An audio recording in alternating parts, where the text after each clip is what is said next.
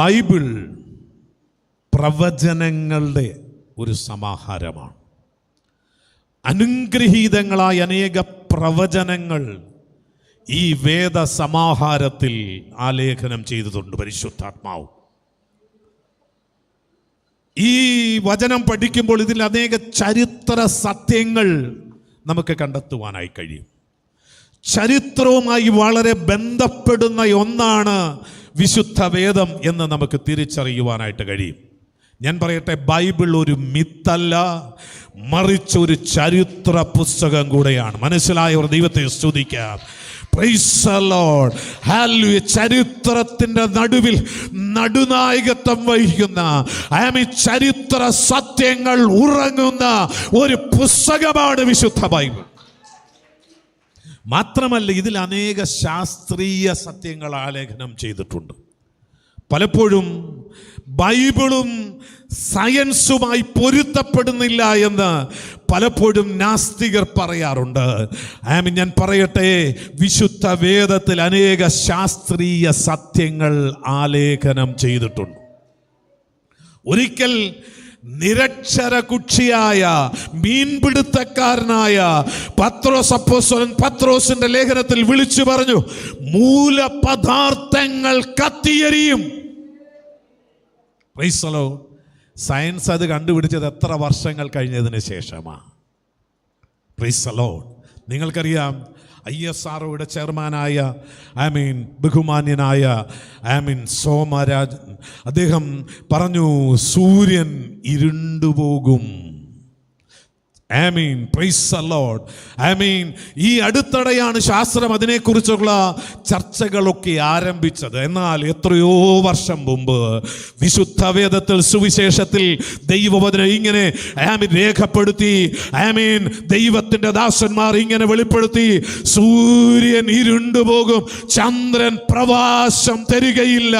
പ്രവാചക വരേണ്യന്മാർ അതിനെക്കുറിച്ച് രേഖപ്പെടുത്തി.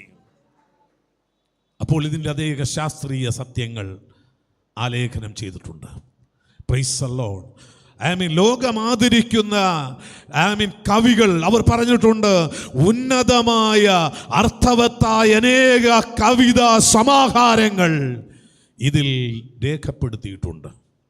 എന്നാൽ ഇന്ന് ഈ പകൽക്കാലം നിങ്ങളുടെ ശ്രദ്ധയെ ഞാൻ ക്ഷണിക്കുവാൻ താല്പര്യപ്പെടുന്നത്, ലോകത്തിൻ്റെ ചരിത്രം നീങ്ങിക്കൊണ്ടിരിക്കുന്നത് വിശുദ്ധ വേദത്തിൻ്റെ വെളിച്ചത്തിലാണ്. Praise the Lord. ഞാൻ പലപ്പോഴും ആവർത്തിച്ചിട്ടുള്ളൊരു വാക്ക് ആവർത്തിക്കുവാൻ ആഗ്രഹിക്കുകയാണ്. ഡൊണാൾഡ് ട്രംപോ, വ്ളാഡിമിർ പുടിനോ, പ്രൈസ് ദി ലോർഡ്, ലോകത്തിലെ മഹാരഥന്മാരായ നേതാക്കന്മാർ രചിക്കുന്ന അല്ലെങ്കിൽ അവർ പദ്ധതിയിടുന്ന ആ പ്ലാനിനനുസരിച്ചല്ല ലോക ചരിത്രം സഞ്ചരിച്ചു കൊണ്ടിരിക്കുന്നത്.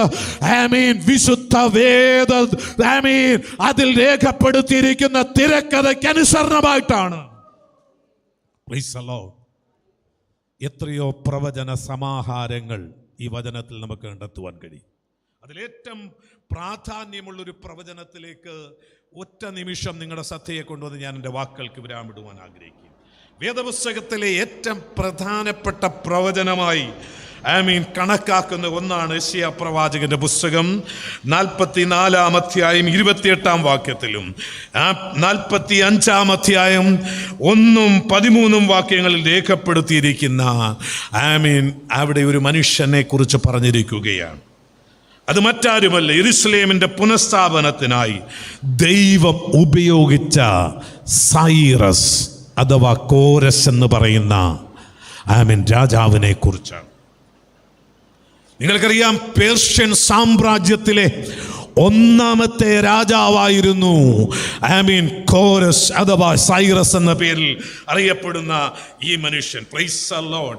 ഇദ്ദേഹത്തിന്റെ വാഴ്ച കാലഘട്ടം നമ്മൾ പരിശോധിച്ചാൽ പ്രൈസ് ദി ലോർഡ് 550 മുതൽ 530 വരെയുള്ള BC-യിലാണെന്ന് നമുക്ക് കണ്ടെത്തുവാനായിട്ട് കഴിയും. Price the Lord. എന്നാൽ അദ്ദേഹം ജനിക്കുന്നതിനും 150 വർഷം മുമ്പ്, അദ്ദേഹം ജനിക്കുന്നതിനും 150 വർഷം മുമ്പ് പ്രവാചക വരേണ്യനായ യെശയ്യാവ് പ്രവചിച്ചു. ഹല്ലേലൂയ! അവൻ എവിടെ ജനിക്കുമെന്നും അവന്റെ പേരെന്താകുമെന്നും അദ്ദേഹം രേഖപ്പെടുത്തി. മനസ്സിലായവർ ദൈവത്തെ ഒന്ന് സ്തുതിച്ചാട്ട്. അവൻ ജനിക്കുന്നതിനും 150 വർഷം മുമ്പ് പ്രവാചകനായ യെശയ്യാവ് പറയുകയാ. Price the Lord, hallelujah. ആരെങ്കിലും ഒരാൾ ആ ശബ്ദമുയർത്തിയ വാക്യം ഒന്ന് വായിച്ചേ. യെശയ്യാവ് 44:28.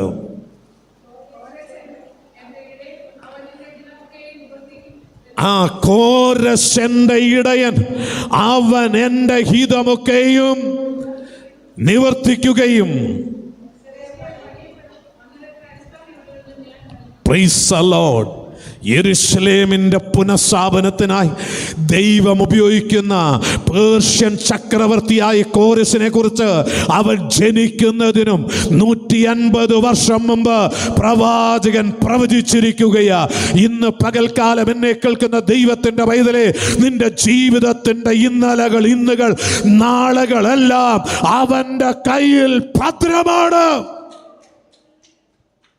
ഇന്ന് പകൽക്കാലം ഒരുപക്ഷെ നിങ്ങളുടെ നാളെ എന്താണെന്ന് നിങ്ങൾക്കറിയില്ലായിരിക്കാം.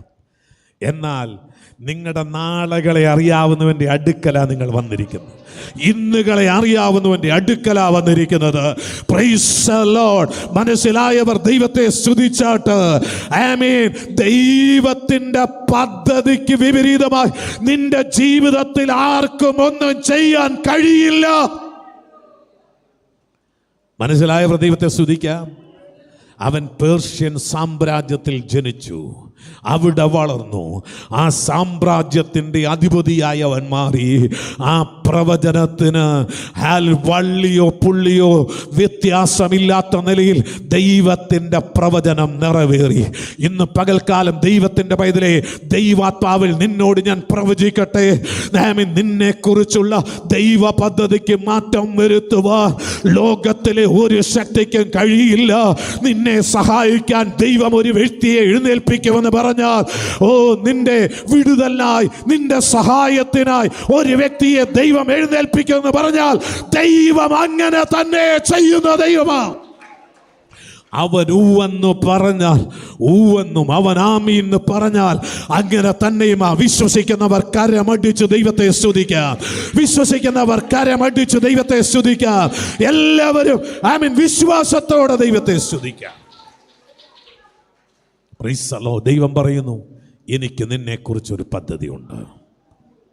അത് തിന്മയ്ക്കല്ല, നന്മയ്ക്കത്രയാകുന്നു.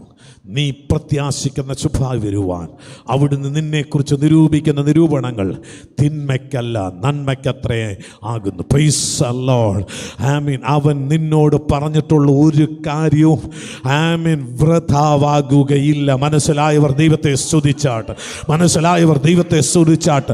നിന്റെ ഭവനത്തെക്കുറിച്ച്, നിന്റെ തലമുറയെക്കുറിച്ച്, നിന്റെ ഭാവിയെക്കുറിച്ച്, നിന്റെ പ്രശ്നത്തെക്കുറിച്ച് ദൈവമൊന്ന് പറഞ്ഞിട്ടുണ്ടെങ്കിൽ അവൻ അങ്ങനെ തന്നെ ചെയ്യുന്ന ദൈവമാണ്.